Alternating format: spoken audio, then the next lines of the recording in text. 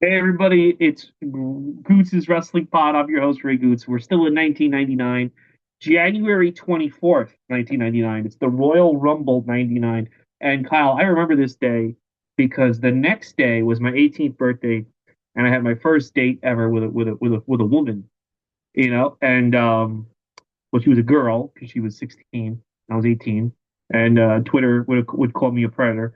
Um, but what you call it? As I posted yesterday, I said she broke my heart, Austin. She broke my heart, just like on The Godfather. But yeah, so I have a lot of fond memories of this weekend, the Royal Rumble '99. So isn't that funny?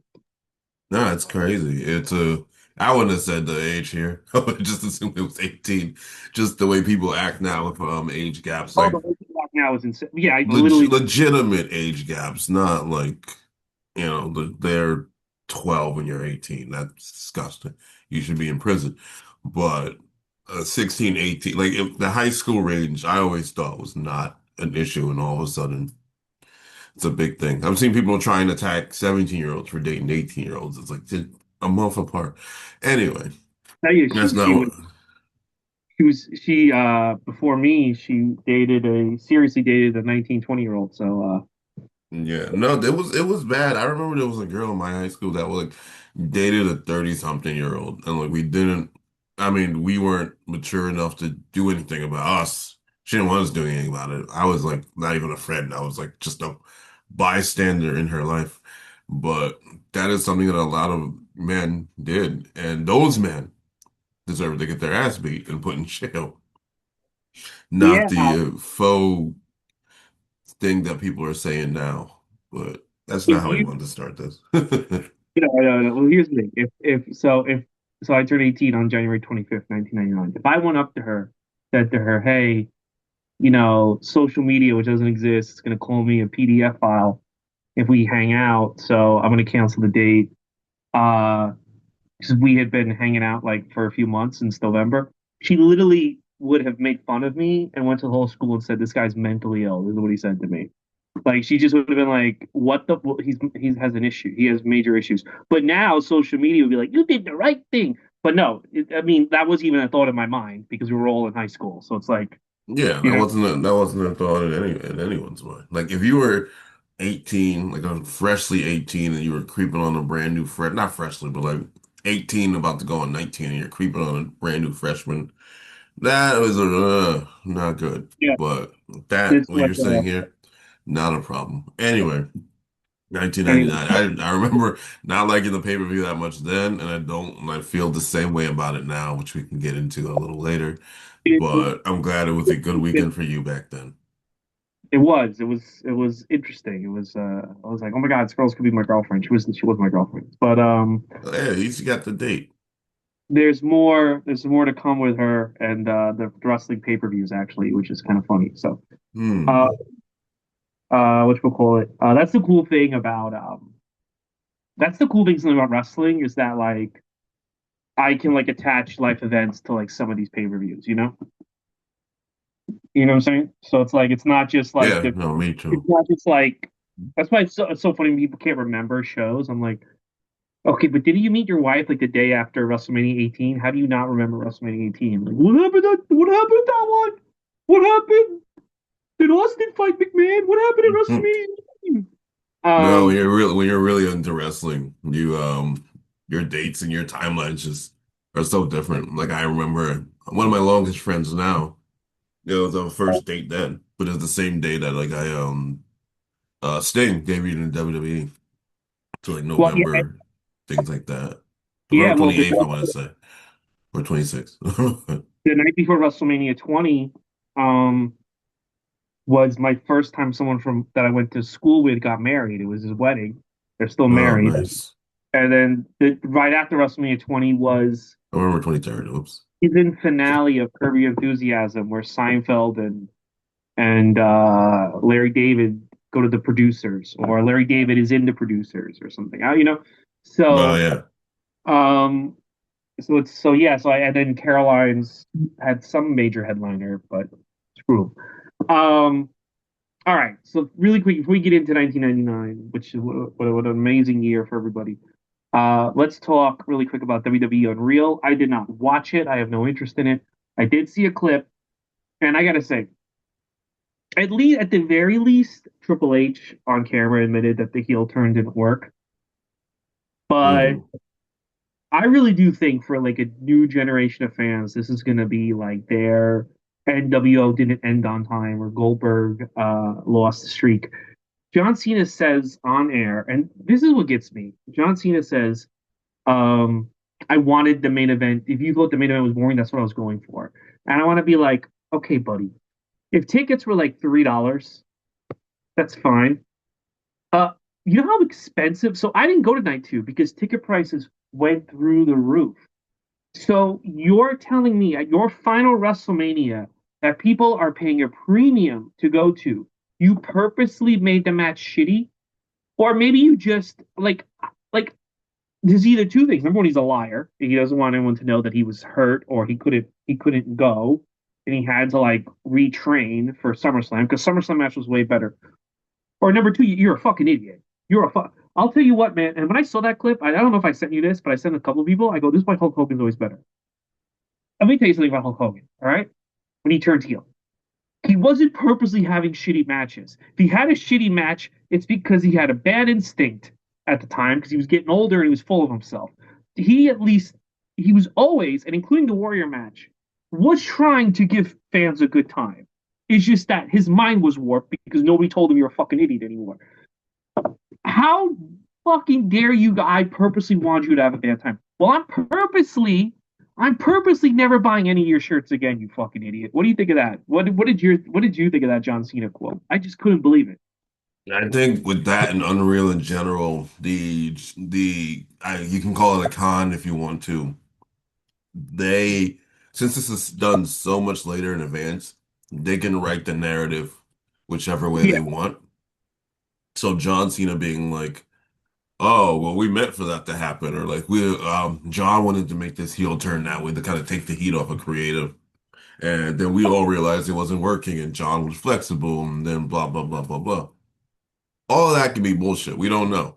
But the way they can tell it now is any rumor, anything that we were upset about 6 months before, they can now insert and make it seem like, oh, we were right there with you, Mm-hmm. which is the a very weird part of the show. That heel turn thing was a theory that people were saying because he wanted to ruin wrestling. I remember that. But like Mm-hmm. you said, if you're spending thousands and thousands of dollars on this experience, that's the last thing you want. And I think that is a fucked up thing to do to somebody. Yeah. Oh yeah. And the match can be boring and still good. What's a good boring match?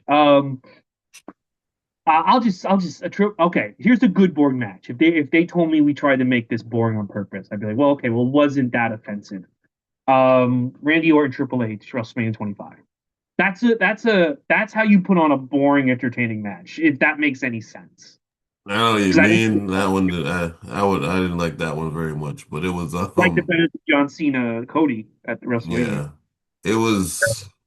I mean, they're never going to be completely honest. I just wish they were. It was, that whole thing, and maybe it's NDAs and stuff, because The Rock and them fucked that whole thing up. Well, I I'll think. I'll I'll be completely honest. I'll be completely honest. And the reason why a lot of these heel turns haven't worked is because, and no one wants to give him credit for this. So I know I give Hulk Hogan a lot of credit, but I'm going to give him a lot of credit. John Cena didn't have it in him to be reflective of what people didn't like about him and amplify it and what his flaws were and amplify them like Hulk Hogan. Hulk Hogan's promo when he turns heel is him addressing head on everything people said about him since he blew up.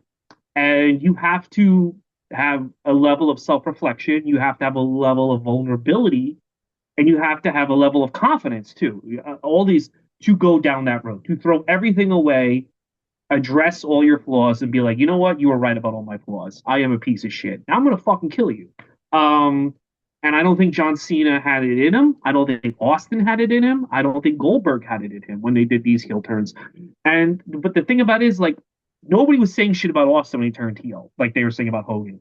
But none of these guys had the heart to go down a road where they really acknowledge what's wrong with them.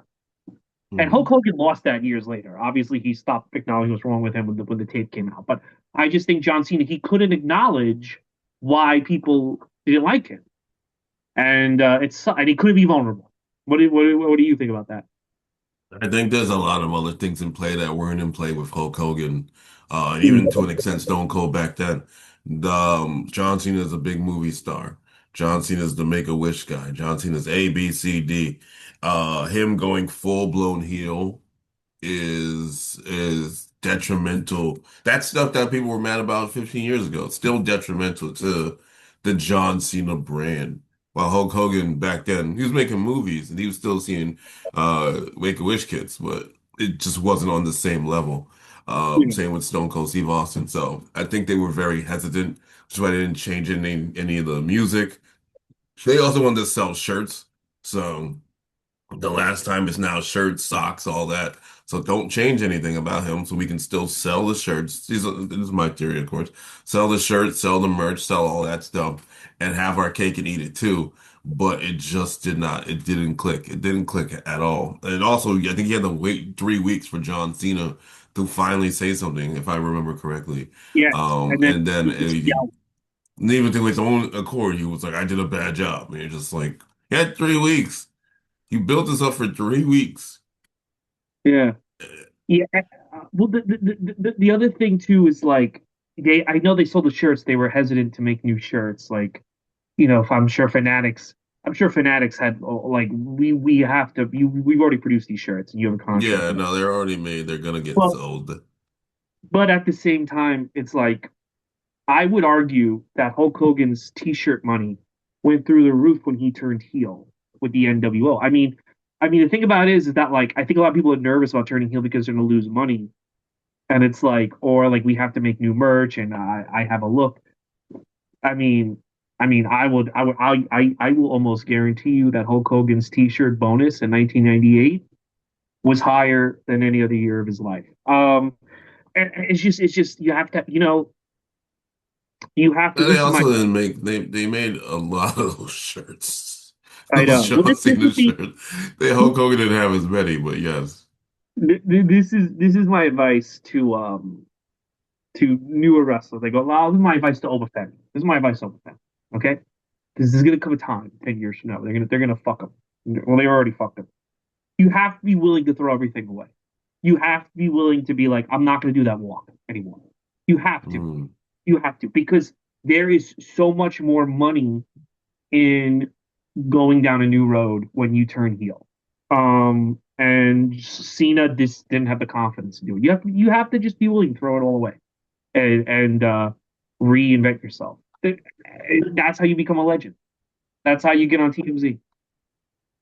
I mean, it's not up to it's not just them. The WWE is hesitant on a lot of those things. I mean, it's a problem right now. You have Cody Rhodes and CM Punk both who is the villain here, but they're both not villains. They're both just angry friends. We have the Bloodline who are clearly villains, but they're not, but they're still doing all the things that get them cheered. You have Roman Reigns who has not changed a bit, who is your top babyface, and somehow Seth Rollins is a heel when even though while he's not great, he's become more justified in the storyline. You have LA Knight teaming with Solo Sikoa, who is trying to be a face, but I guess they made him a heel again because nobody's cheering him because he didn't establish that he was a face because he's feuding with the heels that are being faces. Like it's just there's no real like you haven't changed anything, and you just kind of want to get like oh, as long as they're cheering. They say it in Unreal. They're like Cody might be heel tonight when he's like fighting Randy Orton, but they're like as long as they're reacting or whatever, they're like don't go full heel, but you can show aggression. Like it's just Well, it's that's why dumb right now. Like you need to make a decision. You need to like make a decision and stick with it and like put a stamp on it and so people can know. Like it's not every character can be shade of gray.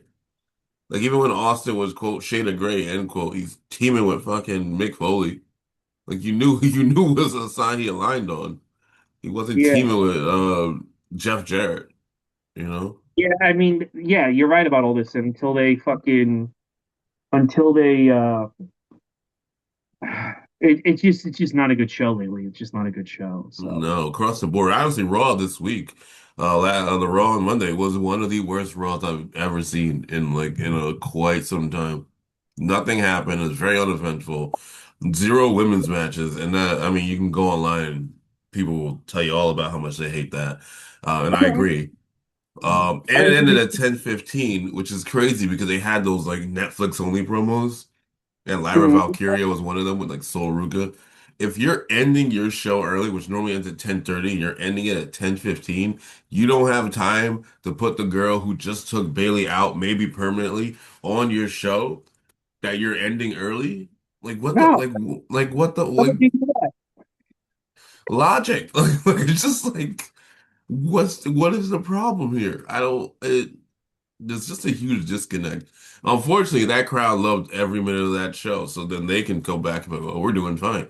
But the rest of us watching at home, that shit sucked. Here's the No thing. disrespect to Joe Hendry and Danhausen, but it was a lot of Joe Hendry and Danhausen. Here's the thing, Kyle. We listened to our audience, and the audience said that they loved the show, and I understand your point of view, but here's the thing. We're creating moments. It's not about the whole show; it's about the moments. And you remember the moment that we didn't put any women on TV. So there you go. So I mean, what I did worked. that's I exactly what they would do. you, you remember the moment. It's like the moment we didn't put any women on TV. It They was the moment. they're How do you know gonna that? How do you know that's they're not by design? How do you know that? they're gonna course correct because tonight's SmackDown is still that woman's in interim championship match. So they'll be like, see, we put them on, which is already a mess.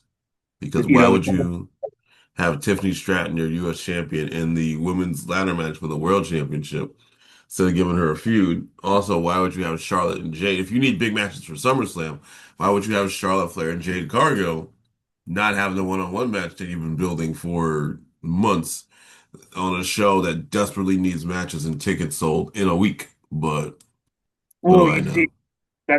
because Charlotte Jade is that's not a match, that's a moment, and we need to save a moment for the grandest stage of them all.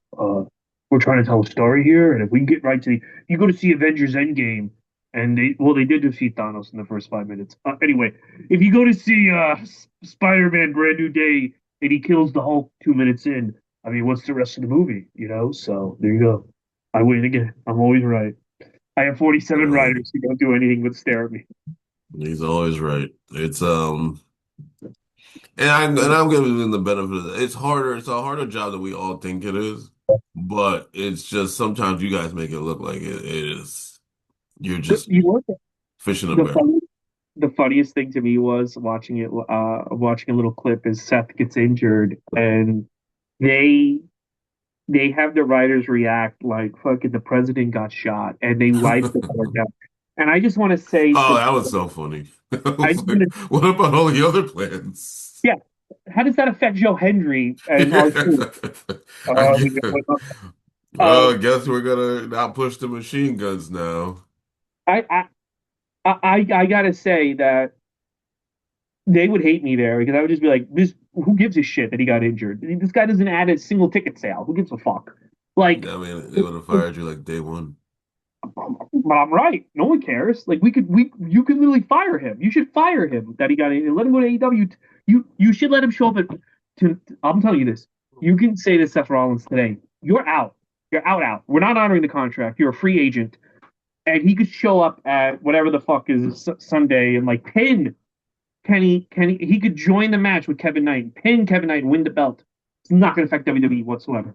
So it's like the way they react, like guy, no one cares about this fucking guy. Like okay, great. Well, literally, what they wound up doing is what I thought they were going to do when he got injured, which was have them turn on him and have CM Punk win the belt. It's like I came up with that in 2 seconds sitting here, and then you built a Braun CM Punk. That's what I thought, and they just did it. I just don't understand why you need 47 people to do what most of us can like figure out in 3 seconds. And also, if Cody like even if Cody Rhodes gets hurt today, like you just pivot. I don't know. You put CM Punk back in the match with Roman and Seth. I don't. There's just ways to pivot. It's not that. Look, I just came up with something in 3 seconds. Give me someone getting injured. Give me someone getting injured right now. Obafemi, great. Obafemi gets injured. It's now Brock and Jacob Fatu in the Hell in a Cell. There you go. What do you think of that? Why? Why is Jacob Fatu fighting Brock Lesnar?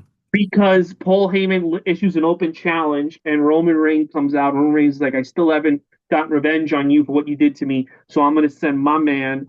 And this is the name. And if you beat Brock, you're up in the family. And if you don't beat Brock, though, like there's going to be a punishment for you, Jacob. And then Jacob Fatu is not. I'm going to prove myself. Da da da da. See, I just came up with it. It's great. Yeah, there you go. Unreal season 4.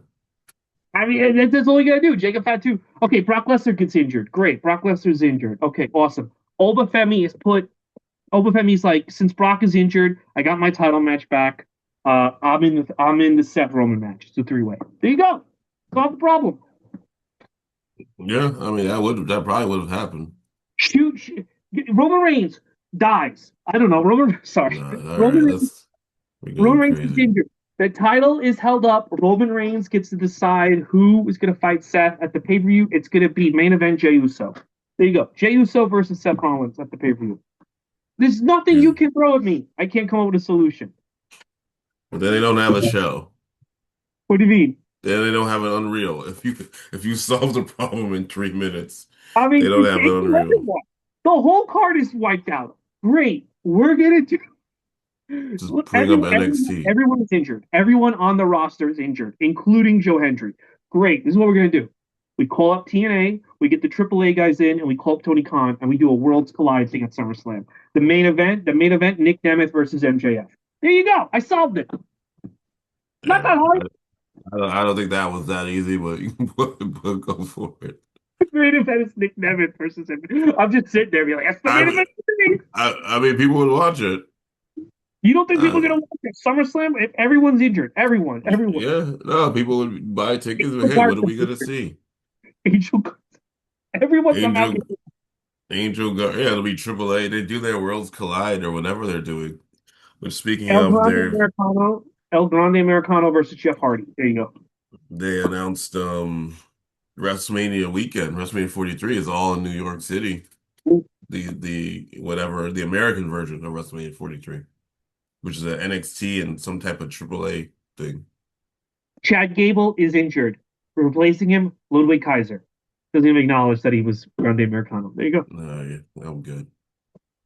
But I'm good on that one. I'm just like, there's no problem you could throw at me that I can't solve in 3 seconds. I mean, Um, I think there's other stuff you'd have to deal what? with. I No. mean, like sponsors and writers and all the other stuff. But yes, if you're playing the simulators, it's perfect.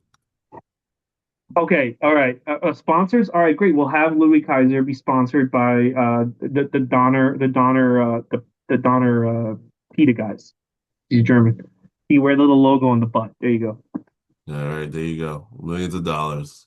Millions of dollars. Bring We'll get the them back. win. I They're mean, I not mean, doing how hard is anything. it? What, just sitting there being like, how hard is this? You get, the Donner fucking, the German meat. Just fucking put him in the ring. Call Nick Khan. What are you doing? Get They the should fuck do over there. a WWE Writers Fantasy Camp and have people try and write the show. I mean, you could throw anything at me.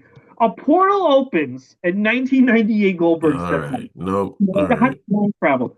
It's now Goldberg versus Obafemi in the Hell in a Cell. He takes out Brock Lesnar. I mean, no matter what you throw at me. I mean, I feel like that one's a little harder to pull off, but, No, but no, no. cool. A portal opens tonight live on SmackDown. We don't know what's going to happen, and it turned out that 98 Goldberg created time travel, and he's here now. I'm just saying. Throw. I mean, yeah. This is insane. What? There's nothing you can throw at me. You Can't just solve. sign up. There's maybe on LinkedIn. There's a job right now. You can This sign is up to be WWE real. WWE creative right now. And then some because they always go, well, and then what happens? All right, so when Ludwig Kaiser and Penta, Ludwig pins him for the belt, and then El Grande Americano of Mexico challenges Ludwig Kaiser for the belt, and then it's like, but someone goes, aren't you Ludwig Kaiser? He goes, no, I'm not Ludwig Kaiser, and then we get to the match, the next pay per view, and it's Ludwig Kaiser versus like freaking Hornswoggle or something in the costume, and Chad Once, Gable comes back from his injury and go, and then the feud is renewed, and we build towards Chad Gable versus Lee Kaiser at WrestleMania. There you go. I solved all the problems for they're everybody. back at it. You solved all the problems. This is crazy.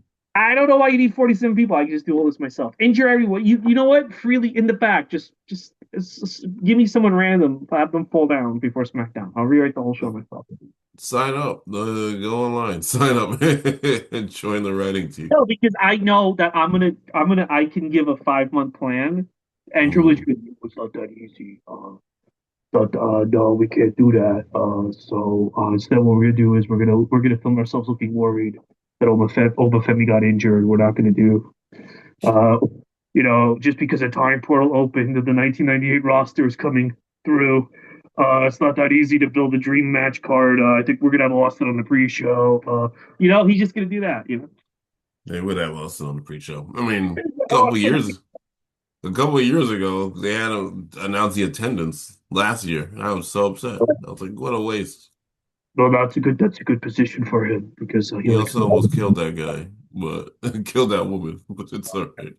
yeah, Nick Khan was like, "What have you done for me?" All right, let me tell you. I'll tell you something, man. You know why people? You know why I still tune in? You know why people are still going to these shows? You know why, like, even though everything sucks, we still tune in. It's because of nights like Royal Rumble 1999. I know you didn't like it. I thought the Rock Mankind match was great until it wasn't, Well, and yeah, it's different. Yeah. it it just shows how good the Rock was. But I mean, we'll get into it. First of all, I gotta say this. Did you see that if you or I can't believe I didn't. Oh, well, I didn't order the pay per view. I got it on. But did you see that if you order the pay per view, you could mail away for a McMahon and an Austin figure? Did you see that? No. So, yeah. So if you order the pay per view, they used to have giveaways. That if Yeah. you have the bill, and I never did any of them. I don't know why, but this was two figures. Can you imagine right now if they were like, you can get two exclusive figures if you like show proof that you watched SummerSlam night one and two? The way the website would crash to get these two exclusive figures. Yeah. No, people are insane. They would it could be a figure of nobody too. It Yeah. could be a figure of somebody from NXT, but it'd be a rare variant figure and people would go and do it. Oh, and I think that says a lot about how sad all of us adults have become. Because back then nobody cared that they were giving away. This is the hottest the company's ever been. There's 15,000 people in attendance. Nobody cared they were going to get two free figures if they showed proof they ordered this. No, I don't even think I cared. I think and I was starting to phase out. I was still getting figures at that time. So There I would don't know. there would literally be multiple threads on Reddit on the best time to like log. I'm sure you would have to log on a site and like show a screenshot that you watched SummerSlam.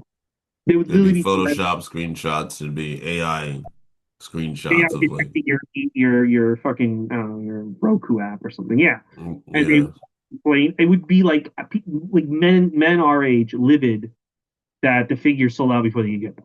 That's what it would be. you're not wrong. But that doesn't tell you anything about because it's just so funny. I saw that and I remember being like, oh, why would I want those? This is me at 18. Oh, why would I want those figures? This is me now. Oh, I wish I could want those figures. Are they worth anything? I have no idea. I have no idea. It's the McMahon figure looks better than the Austin figure. They didn't really master. It's funny. They took a while to make a good Austin figure. You would think he'd be the easiest guy to make. He was really skinny. I remember we used to have the first Jax one. He was like very skinny, he had the white wrist tape. He was Mhm. still like kind of ringmaster Austin. But they called him Stone Cold. But he had white wrist tape, he was bald, and he just kind of looked out of place. Yeah. So I remember that one. yeah. The first few. Well, but those early Jax figures are like atrocious. All right. I don't have any nostalgia for them because I wasn't I didn't get back into figure collecting until 2005 when they did the Legends line. And even to this day, like I really won't buy the modern guys except for Jelly Roll, who's my favorite of all time. Of Um, course. I'll still like right now I'm all about the LJNs. Although I will say that LJN, Jey Uso, and Roman Reigns look fire. And the big thing, and I'm very excited about this, LJN Cindy Lauper. Yeah, no, it looks cool. I mean, they came out of the gate with a lot of these figures for Comic-Con. Psychosis is getting one. AAA in general. La Oh, Parka, the Triple H is a big OG. Yeah. More Demolition. The British Bulldog I saw looked really sick. He had the braids. Yeah. Well, Um, I don't think they want to do anything ever to acknowledge Dynamite Kid, which I kind of Bruce Pritchard, like I remember that Bruce Pritchard, he just wasn't a good person. There's nothing to celebrate with that guy. He wasn't a good human being. Like he was a horrible human being. There's no reason to celebrate him. And Davey Boy Smith had a lot of issues, but he was a better human being. And it was just like, okay, I kind of get that, you know? yeah, I mean, I don't think people are clamoring that much for at least here in the States for Dynamite Kid content. Yeah, I Dynamite mean, Kid figure. he I mean, did a change. British Bulldogs, I guess, would be nice if you're a collector and you're looking for the tag team. But yeah, I'm fine with just Davey Boy Smith for the rest of my life. Yeah, I read his book, yeah. and he did do a lot. Like he got Jimmy Jack Funk fired by drugging him and stuff. And it's just like Good Lord. the way he casually just says some of these things. It's like you Yeah. know, not everybody needs to be praised. My No, thing, no, but no, I agree with you. I said not at all. yeah, and like what he did to the Rougeaus. I listened to Jacques Rougeau explain what happened between them and how he Mm, bullied them, and Jacques Rougeau was the guy to punch him and kind of bring him down to earth. But what he did to the Rougeaus wasn't nice. What he did to Jimmy Jack Funk. I mean, not that everyone. Yeah, I don't think Jimmy Jack Funk had any talent, but I don't. I don't need you to drug me so I can lose my job. Let me just lose my job of my own accord, okay? yes, yes. You know, They made Danhausen's wife. It's one of the figures that they made. or if they're going to tell me Con that they drugged Danhausen's wife, I was like, ooh, no, no, God, no. Conan's getting one. mm-hmm. No, I mean I saw a lot there. I saw a lot um going on. Also, we did not say anything about redemption, which is a little um, I'll just say I've said this before, and I just I don't. Okay, you have a pay per view that doesn't really matter. Why don't you just do Edge versus Kenny Omega? I just don't understand why they're not letting Edge have at least one good. It's to me, dude. To me, it's the equivalent of TNA getting Steve Austin, and you have him like wrestling like Devon Dudley on at the opening match. It's like, and this is like 2010. Austin's back, or getting Brock Lesnar when he wanted to jump over, and he's like in a tag team with Kurt Angle fighting the Motor City Machine Guns. I I guess I mean that'd be kind of cool. that That would would be be awesome. good. I'd watch that. I mean they get destroyed, but I'd watch that. But no, I no. See, I would in my mind it's a back and forth match, which and it would probably be like the best tag match of all time. Yeah. Depends on how Brock wants which Brock are we getting? Are we getting the Brock that sold and worked, or are we getting the Brock that we got now? I think if you got Brock in TNA, he would have sold and worked. Okay. I think when Brock wanted to go to TNA and he wanted Kurt's money, I think he wanted to sell and work. I think McMahon and the way WWE evolved is what turned him into what he is now. So, which is Suplex City, this, that, the third. But it's the equivalent of okay, Brock Lesnar signs comes over and it's Brock versus fucking Magnus on the opening match. I guess that's bad because Magnus is gonna have a big match right now. But it's just like not doing like you get Brock and you don't do like Brock versus RVD or Brock versus Sting. You know what I'm saying? Like you just don't do it. Like Yeah. why are you not doing that? Like No, I agree with you. I think no, I mean, well, at least with Edge right now or Adam Copeland, they have him in a tag match. Like they didn't set up for it. They probably should have set up for it years ago. As much as I like Kevin Knight, he definitely seemed like a show that you're like, I don't care. Like he's yeah, not winning. Unless Kenny Omega's knee blows out, he's not winning the championship. It's just kind of there. It's almost like their version of Saturday Night's main event. You're just kind of waiting for Mhm. than the All In. So everything is just kind of here. The big thing about tonight, or at least that match, that show, is the 90 days is up for a lot of wrestlers. Not the New Day, to my knowledge, but the 90 days is up. So you may see some people join, you may not see some people join. So that's a nice little caveat. Of course, well wrestled show, it's AEW. They don't usually have like awful, awful matches. Um, but yeah, this is probably the most skippable a show has been on paper for the price of $50. If this was a Dynamite, knock yourself out. But for the price of $50, this is a hard one to justify. Yeah, and yeah, I don't know. I would just Bobby Lashley, Kenny Omega, Edge versus Kenny Omega. I think those are really interesting matches, and it just feels like money left at the table. I I think think that's not what their fan base wants. I think their fan base would rather have I think Kevin Knight. that's gonna sell tickets. I think that's gonna sell pay-per-view buys. I You think know, they'd rather have Kevin Knight over Adam Copeland versus well, Kenny Omega. then you know what? You need to get different fans because there's only a ceiling you're gonna get with Kevin Knight versus Kenny Omega. So you know, Willow might win the title. That'd be cool. I don't even know what title she's gonna win. I don't even know what the The women's title. It's 47 titles. She could be Yeah. winning the Ring of Honor uh fucking the Ring of Honor ice cream cone maker title. I don't know. There's so many freaking titles in there. AEW. They do have a lot of belts. Yeah. All right. So let's go back to 1999. Opening video package. I love this opening video package. I used to rewatch it because I had the VHS tape. I used to rewatch the opening video package where it basically breaks it down. I like this idea of the Rumble not just being about the title shot, but being like you have to get through a lot of shit, and if you get to the end of the Rumble, you get what you want. Now, I think this would have been a better match if McMahon had stayed number 30 and Hmm. Austin had to get through him. I think the reason why he became number two is because Austin probably told him, I can't be in that ring for 60 minutes. Yeah, So I can see you've got that. to figure something out. And I think that's why they had, because I remember being like, why did they pivot to him being number two? Like, number 30 is like, that's like a great idea. Like, you have to, and everyone's promised, like, there's a bounty. So everyone is like, well, even if I don't win the Rumble and become the champion, if I eliminate Austin, I'm going to become rich. Like, Yeah. that to me was like, there was something interesting there, and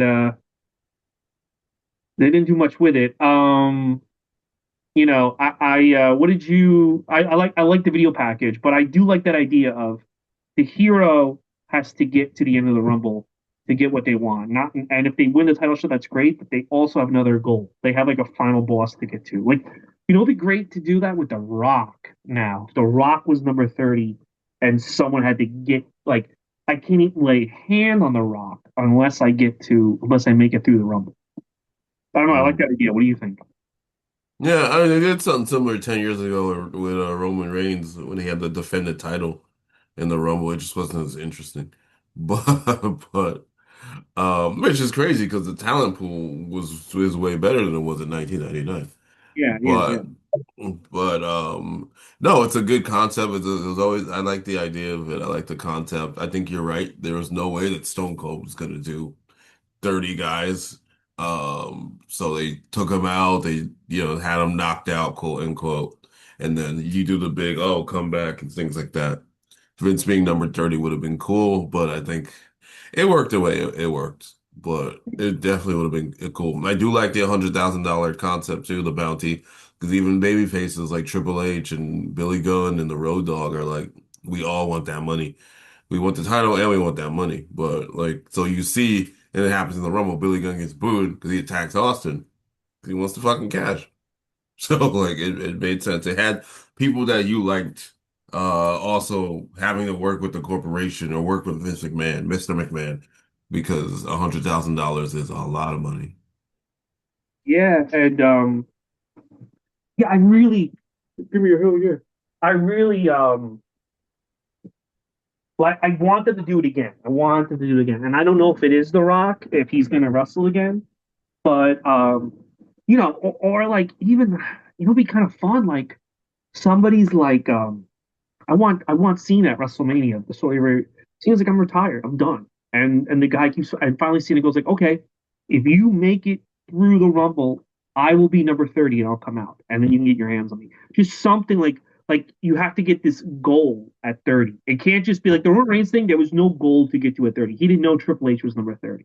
All right. No, he didn't But know. there's like a goal to get to, and the person behind the goal, like I just think like that creates so much more drama, you know?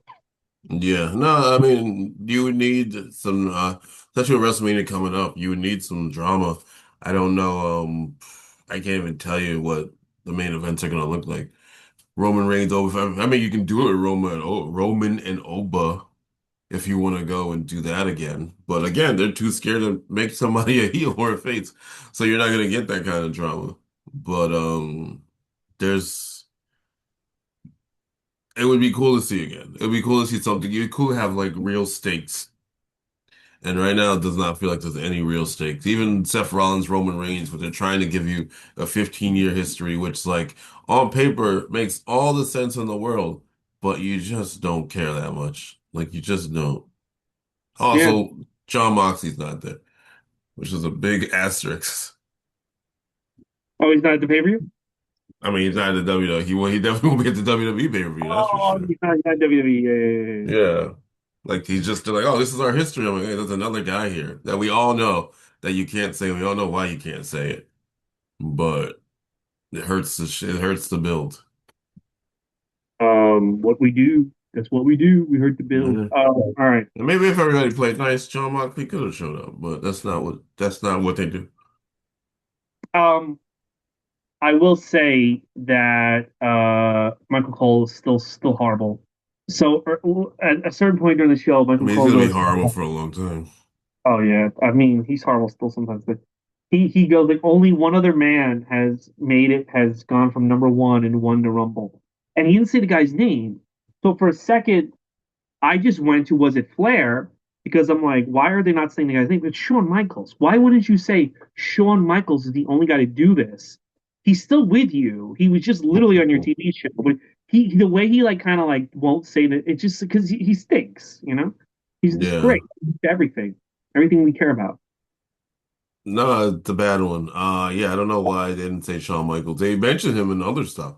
So I don't know why I didn't say Shawn Michaels there, but maybe he just forgot. He's just really bad at it, like you said before. It, it Yeah, took some time, took a lot of time. yeah. Well, not enough time. I wish he would take more time and go away again. All right. What? He No, stinks. just he's not going in. He's better now. I know, but I still hate him. All right, here we go. All right. The opening match. What an undercard, by the way. This by the way. DX basically took over most of this show. I mean, Yeah. they're spaced out, so they're always in the Rumble. They're the entire undercard. Funny enough, Triple H doesn't have a singles match, which I'm sure he was like, "What? Why don't I have a singles match? I think it'd be I don't great. want to wrestle twice. I don't. Well, you know what? I don't want to wrestle twice. I'm seeing myself for hitting on your daughter at the end of the year. So, it's Road Dogg versus Boss Man.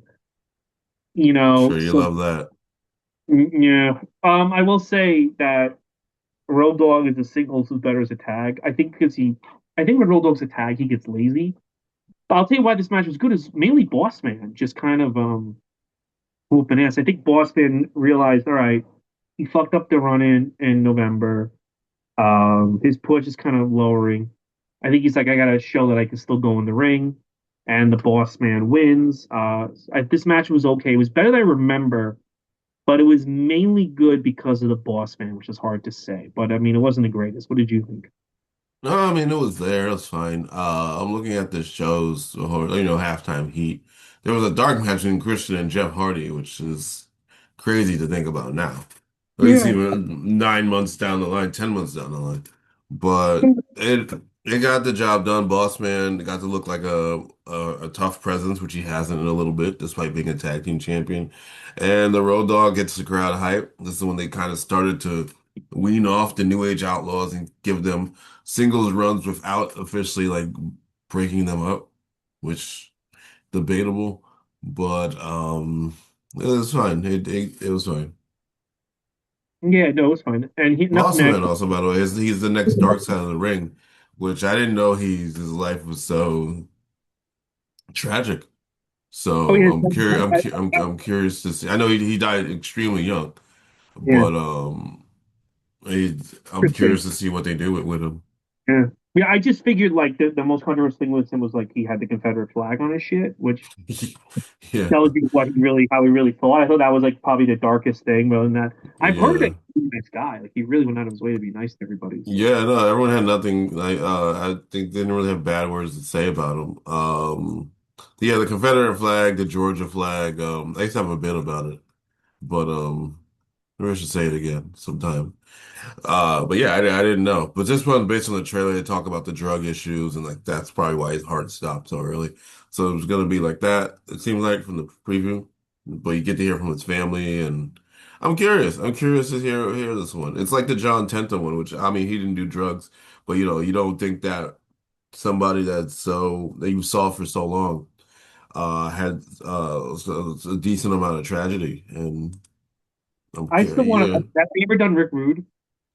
No, I think there's probably a reason, but that would be a big one too. I think the dick thing is true. That's why they won't do it. I mean, You, you know the dick thing. maybe. Yes, I do know the dick thing. Okay. We're not going to get into it, but I think even if it was true, they're not gonna say that. Bro, now that's a dark side of the ring. That's That's a it's, dark. it's a little that's a little too dark. It's like I the love Ultimate how. Warrior one where they were somehow the nicer documentary to the Ultimate Warrior. I mean, poor Rick Rude. Okay, Yeah. so I know I'm not laughing, but it's like I mean, Yeah, I mean it's poor. a crazy story if true. I mean, but they're doing all these dark sides of the rings about all these guys who just kind of like lived and died. I love Earthquake, but he lived, had a nice life, and died. I mean, it's not like he like murdered 15 when I think of Dark Side of the No. Ring, I picture like I don't know some wrestler murdering 27 prostitutes while we all thought like they were a great guy, you know. So, Yeah, no, I mean that didn't happen, but thankfully. I mean he just got sick. I think people just did for Earthquake, they didn't know he got sick. And they didn't know that but he was like out of work and things like that. What happened? I'm just curious why they haven't touched Rick Rude. That's all. Oh, yeah, I'm sure there's a lot of rights and family has to want to talk about it. Who's going to talk about him? A lot I'll of people, talk. Mr. Perfect is dead, or Kurt Hennig is dead. No, I'll talk. Bobby Heenan's dead. You'll talk about him? No, me, Triple H. I'll talk. Oh God. Okay. But that's the one Vince McMahon agreed to do. Yeah, yeah, no penis. I do have a penis, and I use it quite often. But this man had no penis, and that's why I couldn't push him, and that's why I wanted the Warrior to beat him. Quite frankly, that's Insane. the only one he agrees to do. And he just keeps He should stay away from all that. Remember when he did the it whole thought. for Roddy Piper, and he talked to Roddy Piper from down there. Who? To some talking with Vince McMahon. He's He like, did that? Roddy's not there. He's down there. He's like, hey, Roddy. He's like looking down, like Roddy Piper's in hell. And that was the joke that he made. Well, I know It's just like, the I, fuck is wrong with you, dude? the higher power. He told me to go find this girl, Janelle Grant. He told me. Which I mean is days away, weeks away from being a non-issue anymore. Well, you know, I don't mean to say it disrespectfully, but will always be an issue. Ricky All right. Steamboat can talk about him. He inducted Rude. Who? Ricky Steamboat. Dark Side? I mean, he inducted Oh, oh, Ravishing oh, Rick oh, Rude. Eric Root. There's a lot of people. Austin can talk about him. McFoley, DDP, Sting. um, Bischoff, Sting. There's a lot of people who can talk about Tito Santana, Jim Duggan, Ted DiBiase, Jake the Snake. Yeah, some of these people, I don't know how it works because they're with the Legends contracts or the nostalgia No, but contracts I'm just now. thinking like you can, and I'm sure he has like people he grew up with that are still alive. I mean, like not like Yeah. you know, Hey, maybe um, season 8. We'll see. what we do. Yeah, okay. So Ken Shamrock versus Billy Gunn. You know what I realized watching this, and they have just completely made Ken Shamrock a generic wrestler number 47. He's no longer the role. Everything that made him special, everything that made me want to see him on TV is gone. He's just like a henchman wrestler. And Hmm. the match is okay, but it's like he's not like what was special about him. He was a UFC guy that's now a WWE guy. He's a lunatic, and the only thing he does that's kind of crazy is he like yells while he puts you in the ankle lock. That's about it. The match is okay. I mean, I just can't believe Billy Gunn is still around to this day. What did you think of this match? Ken Shamrock wins. Uh, again, the other one was fine. I agree. Ken Shamrock was like the guy. Not even like if Austin was number one and Undertaker was number two in the baby faces. Ken Shamrock was at least in the top five at the beginning of 1998. And then Yeah, even in the middle, he won the King of the Ring. Like this big Austin rise, and the whatever corporation pivot really shot him down the card. I don't know if like they just thought he wasn't getting it or his heart wasn't in it or something. But he just plummeted down to like just being a non-issue to the point that by the end of this year, he's gone, you know. and forever. He's gone until he resurfaces in TNA. Never really shown back up in WWE. He has one of those Legends deals, but he would have been a cool Royal Rumble surprise. He still wrestles from time to time. Um, Yeah, he would have been great. yeah, down in Saudi Arabia, but Um, somewhere. But yeah, he just kind of falls down the card, and this is just another part. Once he becomes Enforcer Shamrock, you're just like, whatever. I just remember him wearing a lot of blue underwear and like being around the big boss man, blue tights. That's yeah, what I well, remember from this time. the first time I realized that this guy is when I last month when we did Rock Bottom, and he's just like it's just like two generic guys, right, wrestling the New Age Outlaws. There's nothing about him that's Ken Shamrock. Like Ken Shamrock should be like taking it to Billy Hmm. Gunn, dog, and he's just having a regular match. It's like, well, why? What does it even matter if this guy was UFC? You could put anyone in this spot. You could put freaking Alex Wright in this spot. Nothing changes except for the ankle lock. So Yeah, no, not much change for him. I think WWE wanted him to be generic. I think, the same thing with Ronda Rousey. Eventually, Ronda Rousey just became a generic wrestler, and she's like stelling and like on the undercard, and it's like, well, then why'd you even bring her in if she's just going to be generic wrestler number five? At some point, she had to do something. Like, Oh, I she know. can't But like, destroy everybody. he doesn't even matter on the show. And it's like, then Yeah, either, you yeah. She know. probably shouldn't have been wrestling weekly or whatever it was. I remember Chief Feeder with like Shotzi, and there was like no, like Shayna probably should have wrestled all her matches until the pay-per-view, or Mm-hmm. like her fucking Marina Shafir, who is now a big name, but I guess was not TV ready at that time. Same with like Jessamine Duke or Natalia. Get somebody, people that can wrestle the matches for Ronda, and then Ronda. Like her, she has a camp, you know, and the camp wrestles the matches, and then she wrestles the big match. Yeah, it's just I don't know. I just feel like there was more they could have done with Ken Shamrock, but But yeah, but Shamrock, yeah, I think like if Stone Cold went down, Shamrock should have been your number two. Well, if The Rock, if things did not work out for the way The Rock was as a heel, like if The Rock stayed a heel, you could have had a strong baby face in Ken Shamrock. Maybe he just couldn't talk, couldn't relate after a while. I don't know, but he's not like you do. Yeah, I know, I hear you. Um, right up next we have X Pac versus Gangrel. Back in the '90s, I was looking forward to this match. I wanted Gangrel to have a moment. This was his moment. I don't think he was too impressive in it. They have a quick match. X Pac wins. He's the only DX member who wins their singles match, which in my mind, I mean, like, oh, he's gonna get a push after WrestleMania. Doesn't really. he Um, gets a bit of a push. this is kind of the last time Gangrel has like a big match on pay per view. He doesn't really get anything else. He was kind of being positioned as a star of the Brood, and after this, that's not what happens. What do you think? No, yeah, he quickly pivot to Edge. Yeah, I mean Edge. I mean Christian too, but Edge is their guy. We know this. It was just. I keep saying it's fine. It was just fine. I think they could have done better. It would have. There's a world where the two of them could have done better, but maybe because they knew they had the Rumble and only 5 minutes. Why would you do that? Why Yeah. did Billy Gunn Ken Shamrock so long? Anyway, So now we have Shane McMahon come out, and Shane has this corporate theme, which I like. I kind of like the corporate theme. I kind of like this. yeah, it was very not Shane Mhm. from Well, what we know. the corporate team. I mean, I like it. He was feuding with Sable during this period, which I don't know why he's feuding with Sable. I think they had him hit on her or something. So like he wanted her to be his woman, and I think that's what it was. He Yeah, felt something like that. he was entitled to Sable because he's the one of the owners.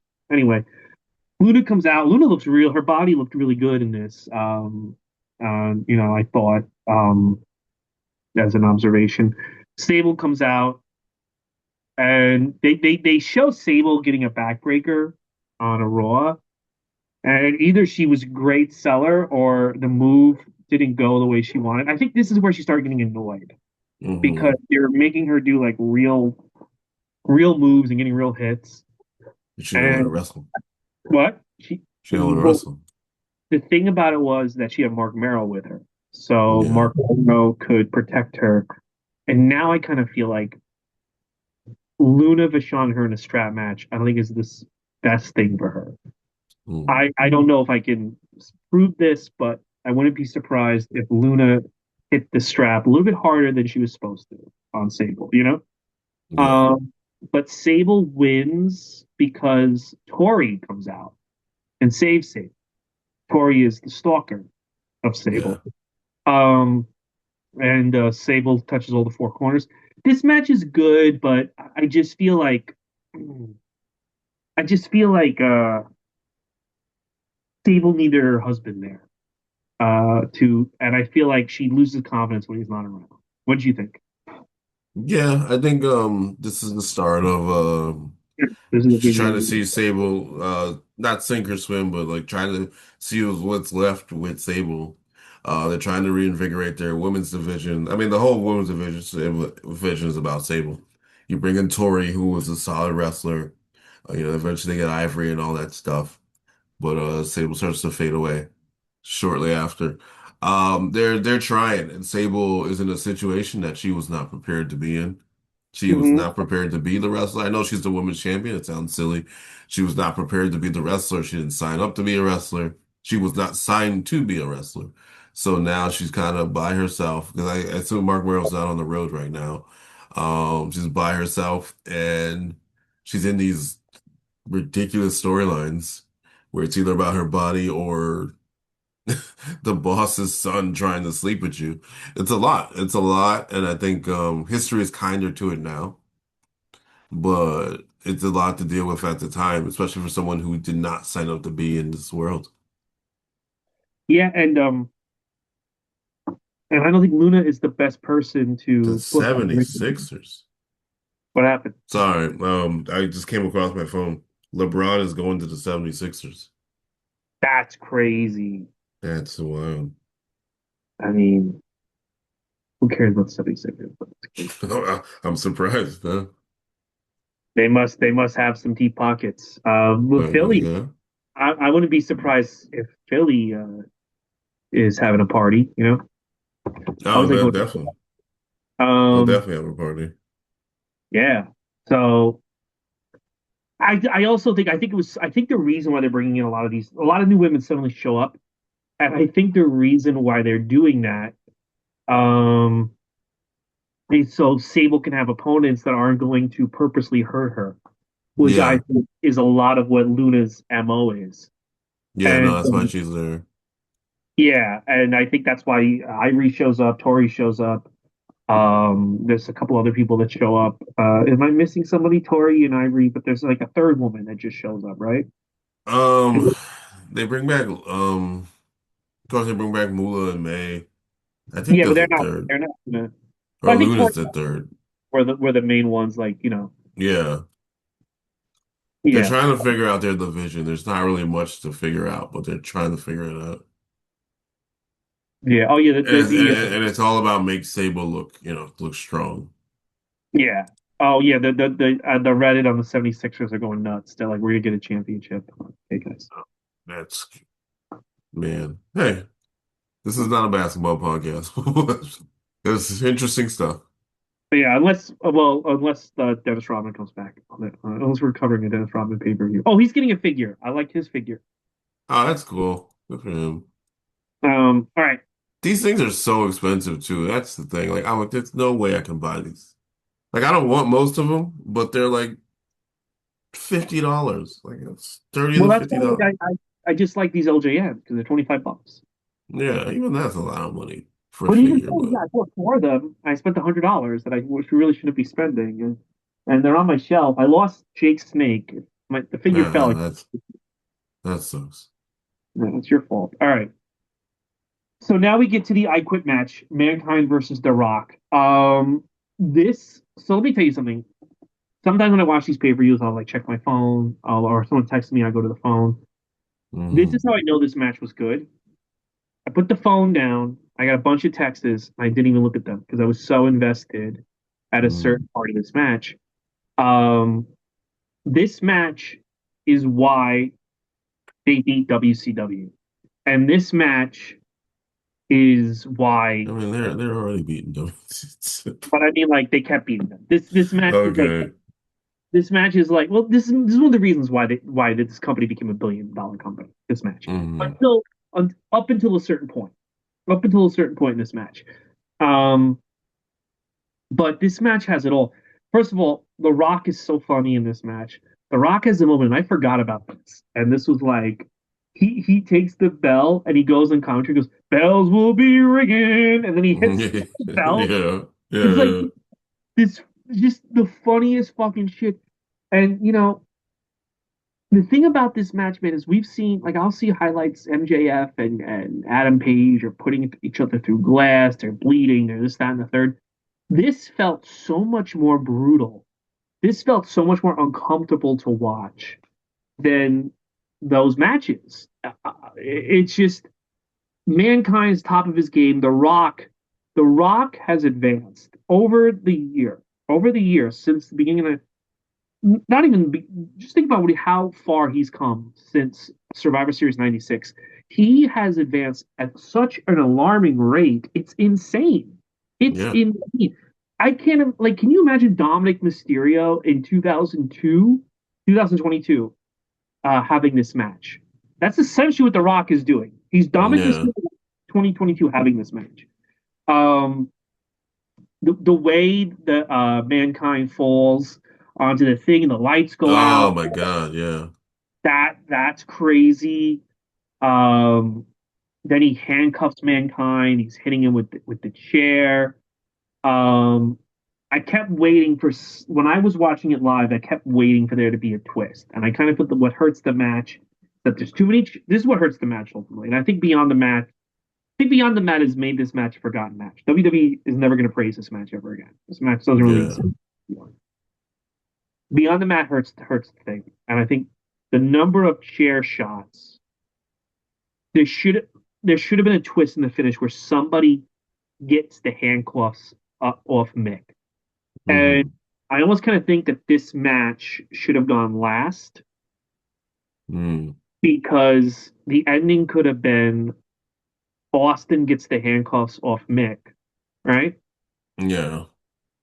And then he loses another way, and then they do the I quit thing. Maybe the corporation chases Austin out, but I kind of feel that like this many chair shots, and then you do the recording of I quit, uh, it lands flat. But up until that moment, because I'll tell Yeah. you, me and my friends were the edge of our seats with the chair shots. Um, it's a little bit too much. And again, this is I really feel like all this stuff is fully being selfish. Like because he can take hits and he's willing to have a future where he took these hits that other wrestlers aren't willing to do. But I think it's just a fantastic match up until the finish. Um, and it really just really does a lot for The Rock. And but when you watch the Beyond the Mat footage, which we're not, I mean, it really is. It's like, yes, this match was great, and yes, this match was memorable, but at what cost to your family? Because I meant, at how, what did you do to your daughter with this match? hmm I'm talking about Yeah. Mick. What did you Yeah. think? No, the match is really good. It's underrated, like you were saying. It is a match that, like you said, it now lives in infamy because of Beyond the Mat, and it's good that they showed that. It showed the effects of a match like that and chair shots uh poor Noelle Foley at the time, the crying her eyes out after way too many chair shots. There's also the story that like The Rock did way too many, and there's Mankind, Mick Foley trying to turn the kind of signal like, hey, that's enough chair shots. And The Rock was just kind of in his own world and was not a good dance partner, I guess, at the time. At least when it comes to the chair shot part. It's like you said, they're never going to talk about it again. Especially with WWE's stance on chair shots. They show more chair shots now on YouTube and stuff like that, but they're not going to show you 20 something chair shots from, I don't think it was that many. It was a lot. I don't know the count. It was a lot. It was a And lot of chair shots. it was also like so hard. So Yeah. Like so freaking they're not like chair shots where you're like, all right, well, he got him in the back, which still hurts. Or he's missing him like the concerto. He's getting right in his head. Like that's definitely taking years off his life. And knowing what we know now, it was uncomfortable then. It's more uncomfortable now. It's a miracle McFoley is walking and standing and being able to be the face off against Tekla and Willow on AEW.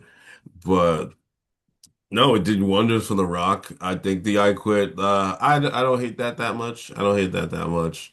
That was their little way of getting out of it, and they've used that again since. But because I think if you stop the match, people are gonna get mad.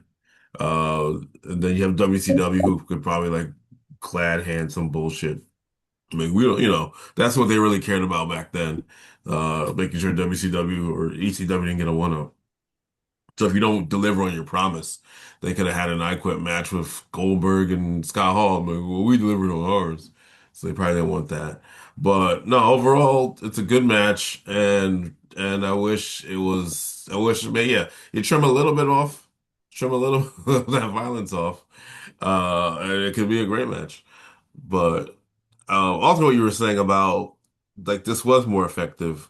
Like I'm not a big fan of the syringes. I don't see the point in taking out a syringe. And this isn't like AEW bad. I don't see the point of taking out a syringe and then injecting somebody with a syringe in a match. You can get to that level of brutality using the normal wrestling tools that we are used to, in my opinion. But people seem to love the syringe stuff. So who am I to say I anything? just think this was more brutal. You know, this still feels more brutal and realistic than what Hangman and Swerve did. I just it just does. It's just there's something like in and there's just something more brutal about this match than that match. It feels forced in a way that this one doesn't. And it's He's funny. legitimately getting hit in the head. I think we know that. Yeah, That's why. but even before that, I think if the match ended with like Mankind going through the electronic Oh equipment, man. I think it still would be. Actually, I think it'd be more fondly remembered if that's how it ended. Yeah, There's it's such a crazy something. bump too.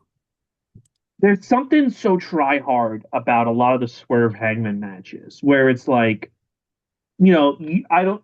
It's the equivalent of like my first. It's the equivalent of Dominic Mysterio and Danhausen just started like taking hammers to each other's knees at SummerSlam. It's like, wait, Hey, like, you're on the writing team. They might what? do it. You're on the writing team after the earlier stuff this morning. They might do that. They might do that. There's nothing that built to Danhausen and Dominic really having this level of hate, and you're trying so hard to justify it. It's like, I did the fact there is a level of hate that was built with them. The house was burned down. but even that I Swerve felt like invaded before. his kids. I mean, but you could do that with every storyline. Like you could do like Seth Rollins could kidnap Roman Reigns' wife and throw her off a cliff. And I mean, but like at the same like why wasn't Hangman arrested for that? Like you know what I'm saying? Like Seth Rollins could be like, I have your wife in a trunk and she's in the car and he shows the wife and he drives the car off a cliff because I'll see you at SummerSlam. Yeah, okay, now Roman Reigns is really gonna kill him, but also he's probably also gonna call the police for murdering his You you would think, yeah, you would think. I mean, that's all of wrestling. That's half of the wife. stuff from 1998 and But there's a on. level of People should have been arrested. believability. there's a level of believability with some stuff, and like, I mean, the reason why the NWO thing I think didn't work is that they had Hogan hit Rock with a truck That his was so first night. stupid. And it's like if they had just ended with like laying the Rock out in the ring, I think that Hall and Nash could have. I mean, Hogan would have went to the red and yellow. Hall and Nash could have been the NWO for the rest of 2022. Like, I don't know what the SmackDown on his crippled ass. He said that like 8 times. yeah, like It was in the video game too. yeah. So when you escalate like that fast, it's like, all right, come on. So that's my thing. It's like, okay, burn down the house, but we could do that with every. Like I said, Don Mysterio could like fucking like light Danhausen's child on fire. Like, okay, Not one of the mini houses. each other. They no,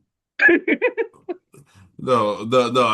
I just read. I'm seeing the Jack stuff pop up again. I know they're making a Sister Sherry. It looks really cool. Oh, All that's these it. to all You these mean toys look You really tell. cool. Yeah, Mattel. You Okay, said Jack. my bad. They're making the Shawn Michaels 99 from SmackDown. Like again, if these were $5, sign me up. They're like $50 a toy. So whatever. Um, yeah, And no, there's no that more that sales. There's no more sales anymore. Amazon used to have figures on sale for like I'll forget $10. about it. Yeah. Forget about sales. Anything with a TKO and sale, forget about it. Mm-hmm. Um, yeah, I think no, there's ways to do it. There's ways to get that kind of a viciousness in both companies without having to that's I think people think they have to like push a crazy envelope, and you don't have to. You don't have to. And when they pull out, just I keep saying the syringe because that's just what sticks out to me. When you pull out, like, what is the point? You still have to go to work with this person like the next week. So like, I don't necessarily understand those parts of it, but they're definitely look at the Hollywood ending. That was brutal, and they beat the shit out of each other, and they were bloody, and they were messed up, and it was awesome. And they don't have to go to like gasoline, you know what I mean? Like there are ways to do it. There are ways to do it. If you're a syringe fan, by all means. And the rest of the match isn't bad. I like the match, but I'm just saying there's ways to do it. I think The Rock and Mankind subtract a few chair shots. Did a good job on it. More than a few. Yeah, yeah, no, I know. There's ways to do it. I don't know. I just always felt the Hangman Page, but I mean Hangman Page swerve stuff was a, but you know, I think they had legitimate reasons, but uh, for the beef, but not that stuff, but the beef. yeah, I think their beef was high. It was a high level beef. high level beef. That should be the name. That should be the new nickname for Bronson Reed. High level beef. Hey, they're gonna have to do something with the fucking vision. I know, right? Yeah. So now we get to the Royal Rumble. I love so like I say, the video package that basically tells you that this story has been going since September is awesome. And you know what else I thought was really cool? I'm watching, like, they should do this. Austin, like, I forgot that Austin had to be Taker to get to this match. But the fact that, like, every pay per view is another roadblock, like, oh, you want to get to this in January? Well, in November, you have to do this. In December, you have to do that. And it builds stakes and keeps the story going rather, rather than just having Obafemi sit there and do nothing, and then they panic and bring back Brock. It's like, oh, you want this? Well, Oba, you got to beat this guy this month. Now you want to do this? You have like Austin constantly had a mission to get to where he wanted to go, which is the Rumble. And then when you get to the Hmm. Rumble, there's another block. I'm in the match. And also, everyone there's a bounty on your head. Like, they keeps making, upping the stakes. And I love this video package that shows all the different ways McMahon keeps putting roadblocks in Austin's way. It's so Hmm. cool. And I think it adds to the pay per views. And I think now they just don't do that. And they just like are like, they just have AJ Lee like leave TV for 4 months and come back and be like, I want a match at WrestleMania. Okay. You know? I had the podcast explain. I mean, Unreal explains that they were grieving, which is why she was gone. But Well, you can grieve. I'll find the Undertaker to bury the alive match for the chance to fight Becky Lynch. that's not her thing. The whole mental health. Remember, she's very big on mental health. Apparently, in her contract, she gets mental health breaks. Was the rumor. I don't know how true that is.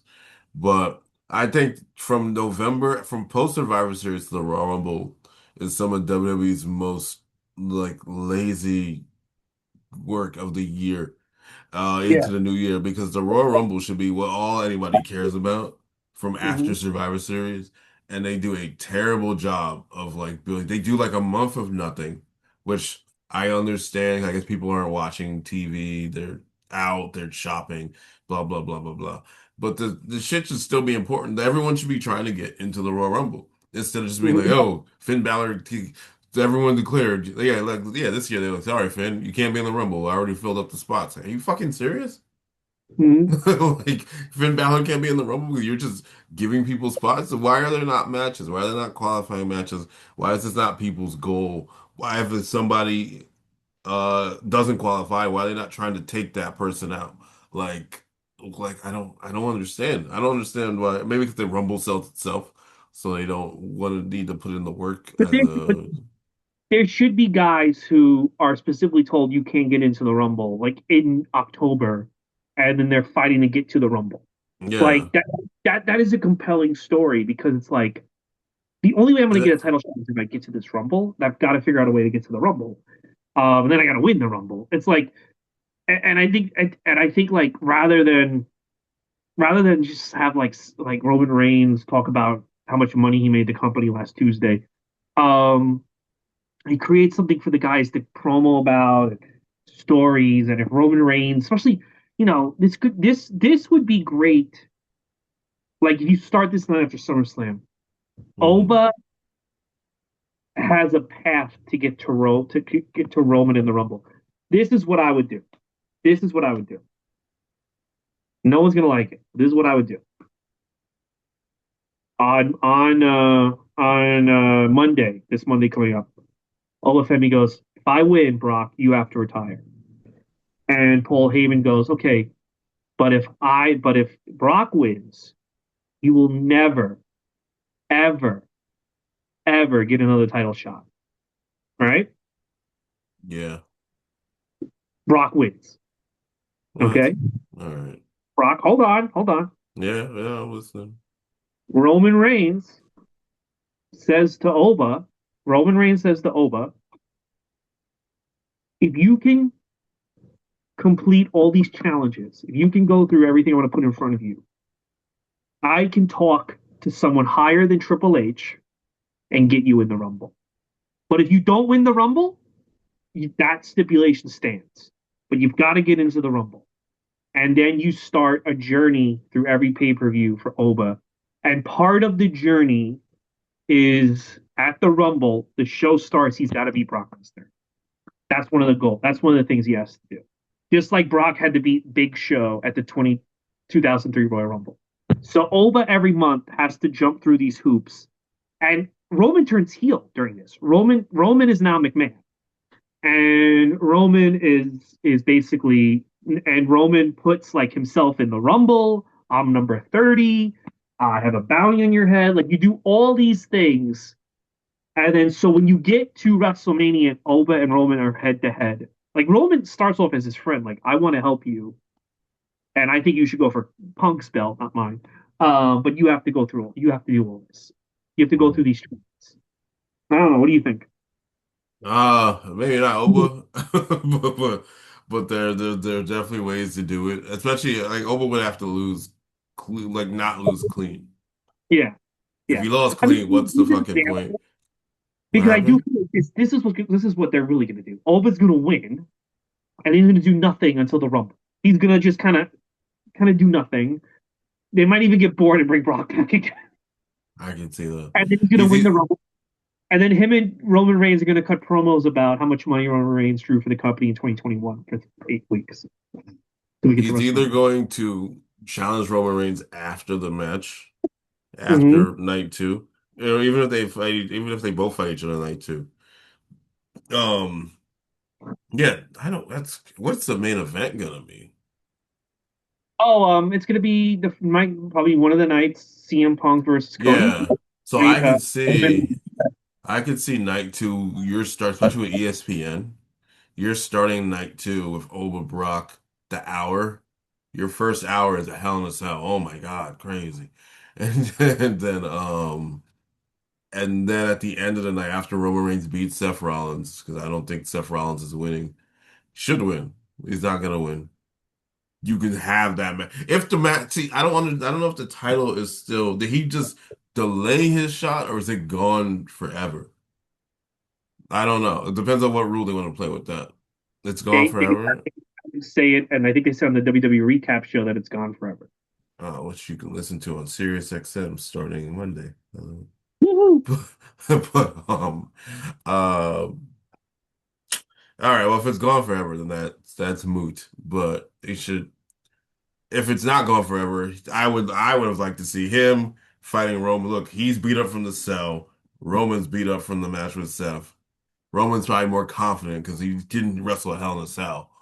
And Brock will lose. I mean, Oba wins. Oba wins. Roman goes away for a little bit, and you can go from there. But that's probably not what's going to happen.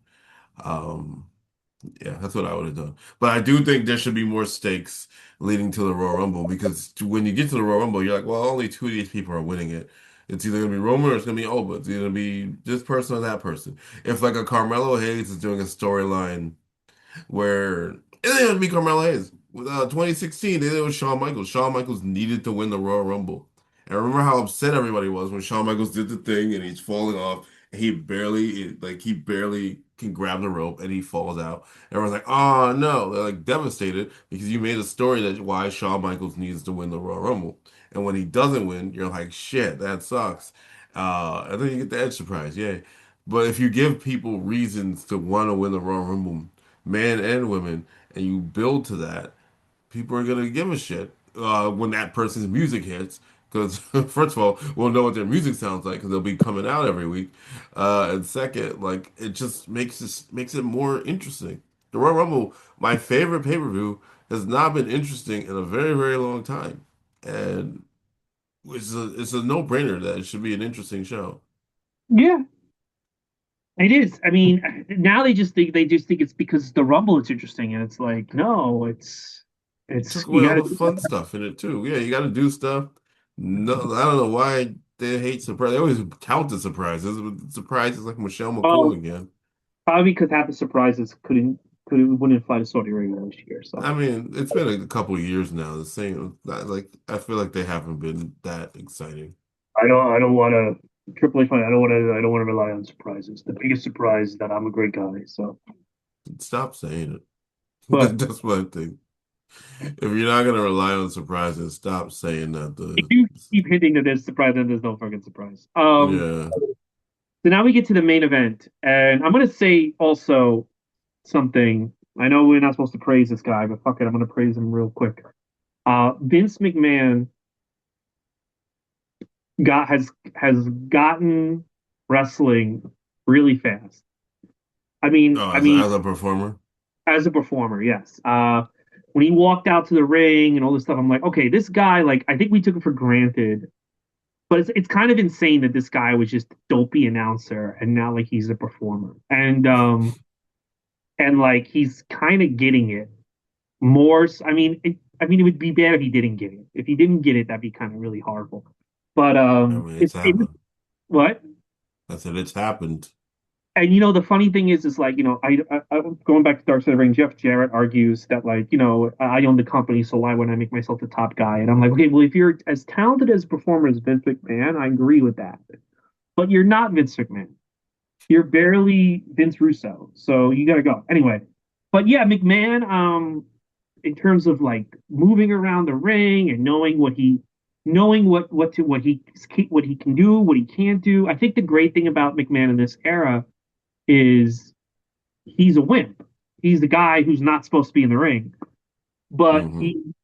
he knows how to play that character. Like it's Yeah. really interesting how even like a year ago, like he was just like kind of everybody, and now he's like in the rumble. You know what I mean? Yeah.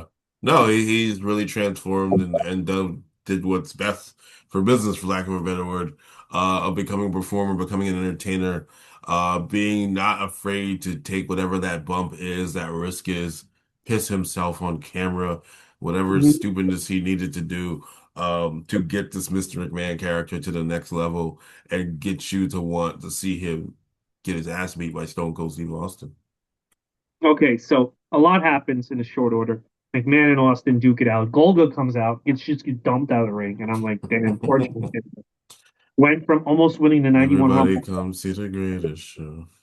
yeah, to being an afterthought. After that, we do the big thing where Austin gets taken out by the corporation, driven away. Here's the funny part. It's funny and also annoys me.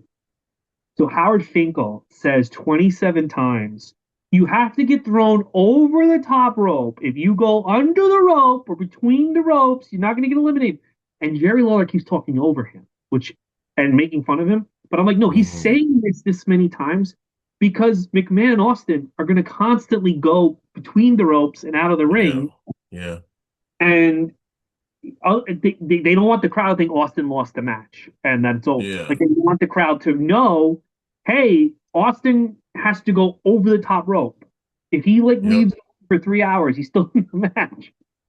But then Lawler, people like they always gave Howard Finkel shit. I'm like, no, he's doing a good job. He has to say this.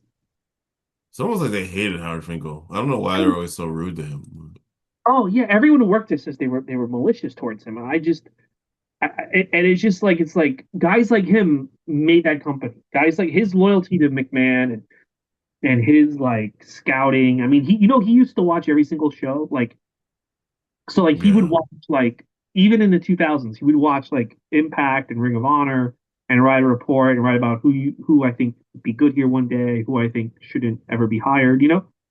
That's crazy. That's a Like, book in the itself. newsletters, he would read If and you give like he was a valuable. He did a lot, man. And it's like they treated this guy like shit and whatever.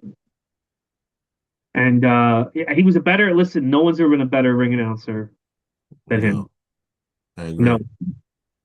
And they've kind of de-emphasized the ring announcers. They tried to make Ricochet's girlfriend, wife, a star, and then when she left, I think they were like, "All right, we're not going to make the ring announcer a star anymore." Fuck I that. think she tried to make herself a star. I liked her. No, She but they just kind like of. remember they put out videos. They put out a video of her Oh yeah, like they would have her reacting and things like that. yeah, they Yeah, don't yeah. do that anymore with anybody. But No, Howard Finkel, there's nobody better than Howard Finkel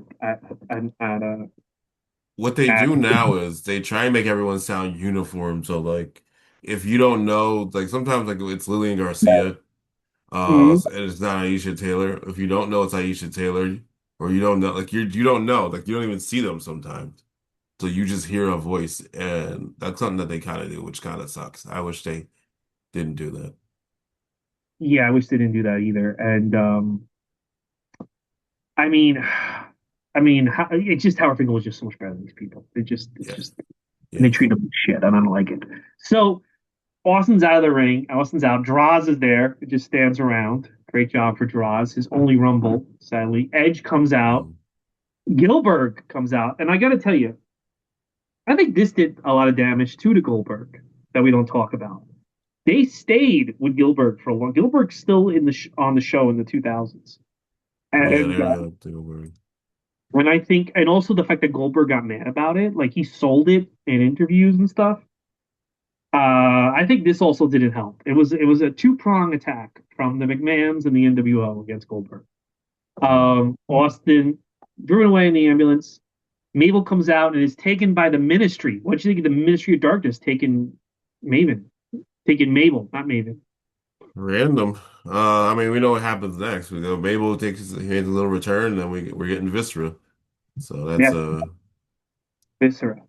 Yes, yes, yes. Undertaker's like, I don't want to win $100,000. I just want to abduct people.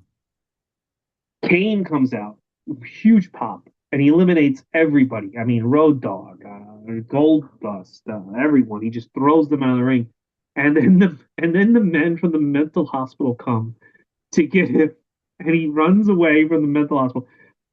Here's a big flaw. So Kane goes over the top rope because Kane eliminated himself. That's Hmm. not accurate. That's not a real rule. It Macho Man Randy is. Savage, well, it used to not be because in the 92 Rumble, Macho Man Randy Savage jumped over the top rope to get to Jake. You can't eliminate yourself. Someone has to throw you. So what I would say is this year they have the But he didn't. Macho, But did he come back in? Oh, he was done with the Macho Rumble, Man, right? yeah, he went back in. Oh, all right. And Bobby Heenan said, you cannot eliminate yourself. Yeah. Well, So, they changed that one. Yeah. well, it should stay that way. Um, so my thing is Kane's still in the match. He can still win. He can still win the title shot. Yeah. Uh, Shamrock comes out. McMahon comes out. Now McMahon starts doing commentary, and he's actually pretty funny. He's like, "I would love to give X Pac $100,000. I'll give $100,000 to Billy Gunn." Quite frankly, so Yeah. it is kind of funny to have McMahon on commentary. Triple H gets in the ring. Here's something very funny that Triple H does in this match. Val Venus comes to the ring. Now, traditionally, the guy comes into the ring, the guy gets all the heat, the guy starts, everyone sells for him. To this day, new guy comes to the ring, people sell for him for a little bit. Val Hmm. Venus runs to the ring. Triple H immediately punches him. And I think I know why. People still had faith that Val Venus could be something. And Hmm. I think a lot of people saw Val Venus and Triple H kind of on the same level in early Yeah. '99. And I think Triple H was aware of that. And I think Triple H was like, oh, no, no, I'm not giving this guy's not getting a hope spot. Let me tell you something. Whenever Triple H can get a moment to undercut someone he thinks is a threat to him, he's going to do it. I've never seen a guy run to the ring, especially a guy, because Val Venus was in big storylines at the time. Not Yeah. only Yeah. Val He Venus, was. I've never seen a guy who is getting that good of a push just get punked out like that walking into the Rumble. And that happened because Triple H is like, I don't know. You're not. It's also the other reason I think that is because there were rumors that they wanted Val Venus in DX, Oh, I do remember hearing those. Yeah. and I think that would have put him more on Triple H's level at the time. And Triple H is like, no. Did you notice that? I thought that was really funny. He's such an insecure asshole. Yeah, I mean, I guess, yeah, I guess, because he, like you said, he wasn't, he was very, especially the beginning of the year, and I guess I didn't know this as a kid. Triple H is just there. Like, Yeah, he's in the mid card. He might not even be the most popular member of DX. He might even be third yeah, I think because so. X-Pac is like, X-Pac is really, really popular at some point. The Road Dogg, everybody loves. Ladies and gentlemen, they love that stuff. And Billy Gunn is Billy Gunn. But in China's the most popular member. What the fuck am I talking about? Um, so he's really like at a point where if he was not friends with the higher ups, if he was not friends with Shawn Michaels or Vince McMahon or things like that, he could have been Val Venus. So Well, maybe he did put that insecurity in there and made sure Val Venus didn't get a yeah, decent shine. I think that there's a possibility that if Val Venus played the political game smarter in early '99, he would have been fighting Foley at Royal Rumble 2000. Like, I think it was up for grabs that spot. And Yeah, yeah, it was not now, guaranteed for Triple H. I will say in Triple H's defense, it would have been a disaster if they pushed Val Venus over Triple H, an I absolute agree. disaster. But so I got to give Triple H that. You got to give every now and then you got to give people who stink something, you know? I mean, yeah, look, sometimes people don't pan out, and Val Venus is one of those people that did not pan out. They tried for a while. They Yeah. tried to make him a top guy. They tried with the right to censor. They tried with Chief Morley. I'm not saying they're all great ideas, but they tried, and let's And just now be he's thank let's just be thankful Triple H is the guy that we got instead. can you imagine Val Venus running the company? Like, Oh boy. you think Well, the company marijuana would not be on the wellness policy. what? Marijuana wouldn't be on the wellness policy, that's for sure. Val Venus married to Stephanie. Oh my god. All right. Boy. Yeah, Jarrett Uh, comes into the ring. So Austin commandeers the ambulance, gets back in the mm. match. He's fighting Boss Man. He's fighting DX turns on him. It's a whole battle. It's a whole thing. So now he's in the ring. Jeff Jarrett comes to the ring, and I noticed he got a few hits in on Austin. And I think also he's another guy who took advantage of the moment. So funny. Jeff Jarrett and Triple H show their hands all the time. Jeff Jarrett is like, I'm gonna physically do some interaction with Austin because I know he doesn't want to feud with me, but Yeah. I'm gonna get it. I feel like he just took the moment, and it's better to ask forgiveness than permission. So I'm sure even if like, oh, Austin doesn't want to work with you, no, but it doesn't make any sense, Vince, if I don't hit him because there's $100,000 on the line, and my character is a heel, and he could sure use that money, McMahon, for his country western album. He not brave, so I had. All right, that's fine. Yes, I agree. Just You know, stop talking. Yeah. just but in character, listen, it makes sense for everyone in that ring. Honestly, everyone in the ring should just team up on Austin and dump him out. Like that's Yeah. really what the most logical thing to do is, but it's Then you whatever. have no Royal Rumble. That's video game rules when the AI would just turn on you Yeah, and like yeah, all three people would like attack you and you're like, what the yeah. fuck? And then you're like eliminated. And then you gotta But watch. I know Austin doesn't want to like interact with Jeff Jarrett, but it would make no sense for Jeff Jarrett not to attack. You know what I'm saying? Yeah, no, Not absolutely. have a little offense so he could get the $100,000. So, Yeah, no, I get it. um, but yeah. So the match gets down to China comes out, eliminates Yeah, Mark number Henry. 30. Yeah. Yeah, she does really well. I thought she did really really well. I really want intergender stuff back in WWE or AEW. I think AEW might be the place for it first. I She mean, does really TNA well. does it all the time.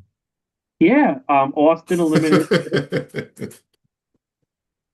Dude, didn't they have Uh, didn't they have they had like they had what's her name get like squashed by a comedy wrestler. Their knockout champ, Xia Li or something. oh yeah, she lost to she's not the champion anymore. Zaya Brookside Beat is. up by the happy elegant guy who like Yeah. looks like Wilson. I and I'm sorry to say this to the guy who just is a wrestler and thing. I cannot stand looking at him. I can't stand looking and not like, oh, he's doing a good job. Like I don't know if it's just the combination of his gear and the long hair. Like he looks like he came from a test tube, and he's too like he looks fake, like a plant children person. And like I can't. I hate when he comes out. That's why I watch that much TNA. I hate when he's on screen. I genuinely do not like when he's on screen. And I hope he gets a different character and stuff later. But as this character, as this person, I hate when he's on screen. But yes, he beats Xylee, whose TNA name I can't remember right now. Can't But remember the name, but yeah. yeah, it was like Yeah, well, okay. yeah. So when I want intergender wrestling back, I don't mean I want Kit Wilson to squash Liv Morgan, which in a real I fight mean, probably he would still lose. Lei Yingli. The way Kit Wilson's career is, Liv Morgan's gonna beat him. will Liv get that. Morgan would probably fight Danhausen. I think uh if they want to do this Monday, you could do Dominic and Liv versus Danhausen and Io Sky based off what we saw on Monday. But Well, what they might do instead is they seem to have this thing where like with the week of the pay-per-view, nobody on the show wrestles. I So know that. you end up getting Ivy Nile versus Maxine Dupree on the actual show, and everyone else just talks. But I think a mixed tag would be fun, Yeah. But what I'm saying is or an when intergender. Yeah, I want intergender wrestling, I don't want like Rhea Kit. Ripley getting Yeah, squashed by a comedy wrestler. I no. I think Zaya would at least should have beat that guy because the guy Yeah, stinks. no. He's a fucking piece. He sucks. Yeah, they And did that do Rhea versus Akira Tozawa. I mean, it wasn't like a competitive match. Tozawa just kind of put her over. But yeah. Yeah, I just think like it should go by the push. So like yes, Liv Morgan versus Otis. I don't know. Liv Morgan should probably win at this point. But like hey, Otis is getting another push. okay, so then maybe Otis can get hit her with an avalanche and pin her. I don't know, but No, I get what you mean. There should be more like a serious competition. If it serious was competition. intergender, then if it's like Obviously, if it's Brock Lesnar, Siobhan Evans against Sol Ruka, they're yeah, just flipping on each other. Yeah, yeah, that's a great one actually. That'll be a good one. yeah.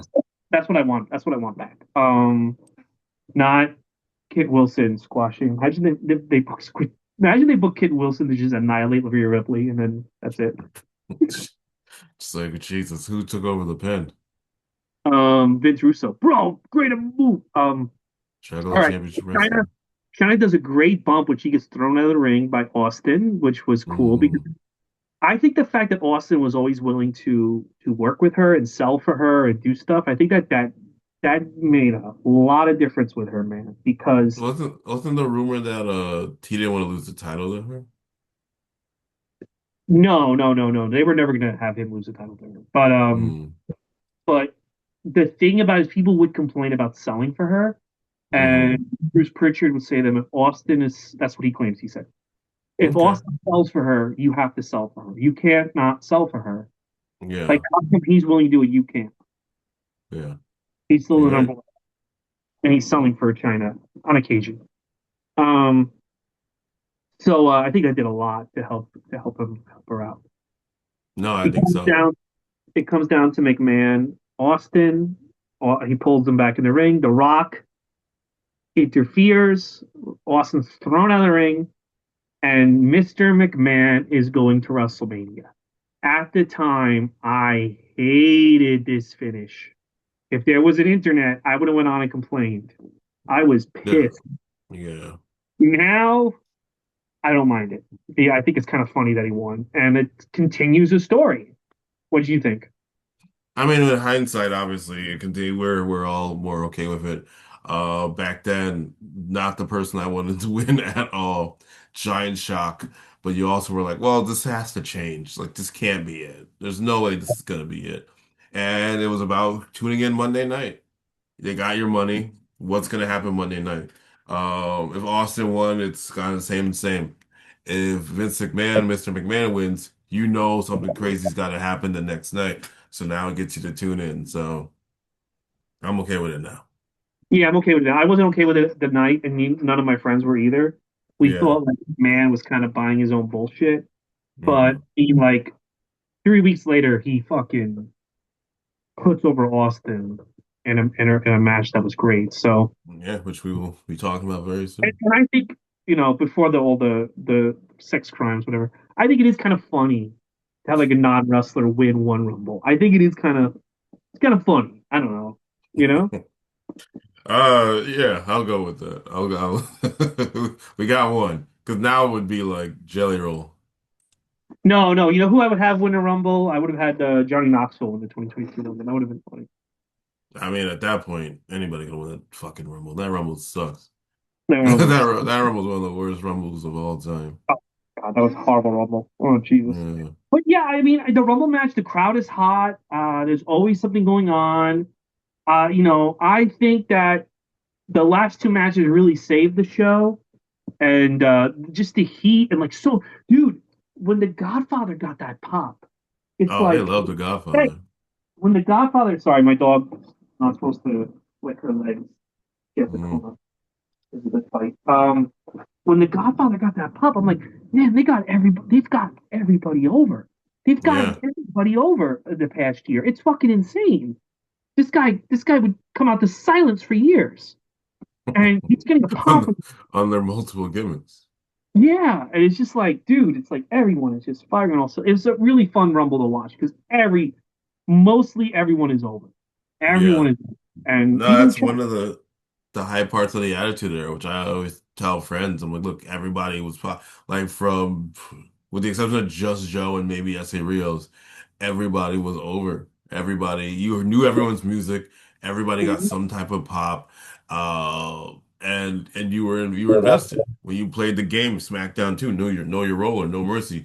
You knew everybody on the roster. You don't have that now. Now you're like, this person's still here, or you don't even know if somebody got fired. So that's something that I mean, they should have been working on for years, but that's something that I would love to see. Again, that everybody means something. yeah, yeah, man. So I had a good time. So overall, I would say to people watching, I think this is a better overall show than '98 Rumble. What do you think? Yeah, no, I think overall it is better. Like, look, like I said, I didn't like the Rumble, but you got Rock Mankind. I can see the appeal of the Rumble, but I personally am not a big fan of it. Okay. Especially if you're watching the chronologically, you're trying to watch the important things that are happening in the Attitude Era. This is one that you don't want to miss. Yeah. All right, so let's go over the next 4 weeks. Next week is our big SummerSlam preview show, but also St. Valentine's Day Massacre, Austin McMahon in a steel cage. In 2 weeks, we will review all the news from SummerSlam, but also cover Super Bowl IX, which is Hogan, Ric Flair. In 3 weeks, it's Uncensored 99. That's Hogan Flair in a first blood steel cage barbed wire go fuck yourself match. And then in 4 weeks, it's Living Dangerously 99, where it's Taz versus Sabu. What are you excited for? I don't even know. Let's go with I'll go with St. Valentine's Day Massacre. Let's keep the Yeah, WWE train moving.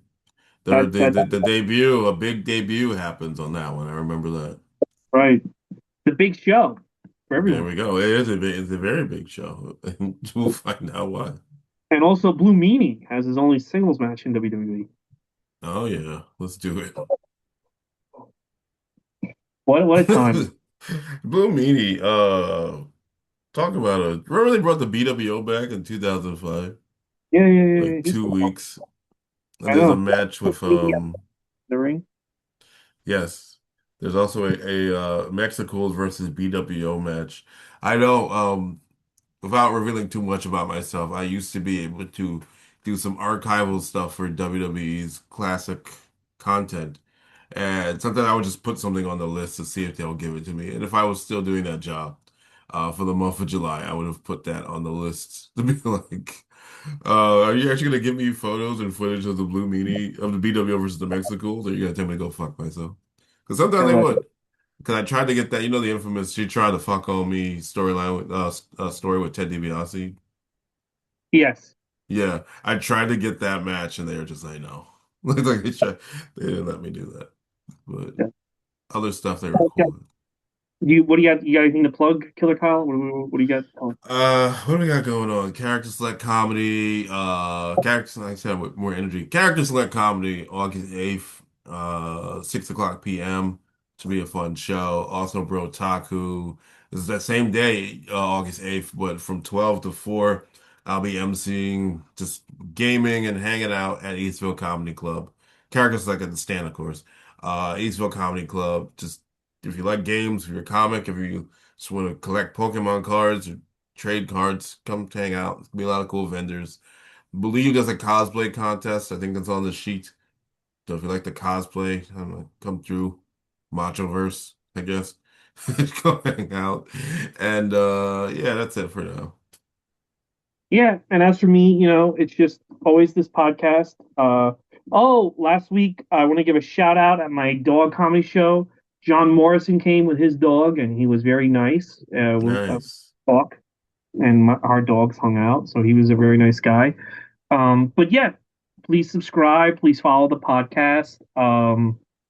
And we're coming into another fun. We're on the road to WrestleMania, the road to WrestleMania 15, and it'll be interesting. It's so funny because I used to make that joke on the podcast before. I'd be like, "We're on the road to WrestleMania," and it'd be like, "This is like 1989," and you're like, and Andrew would be like, "What are you talking about?" Like, because we'd be covering like one WCW show, so we go like the Royal Rumble, one WCW show, then WrestleMania. I'm like, "No, this counts as the road to WrestleMania." Yeah, I mean it's a much smaller road back then. But now we got actually a whole month to get to WrestleMania. We have four shows to wear at WrestleMania Yeah, 15. We are on the road to WrestleMania. we sure are. Yeah. All right, guys. Thank you so much for listening, and we'll see you next week for St. Valentine's Day Massacre in August. Actually, you heard of Christmas in July. We're going to do Valentine's Day in August. We'll see you then. They should do that. They should do Yeah. that.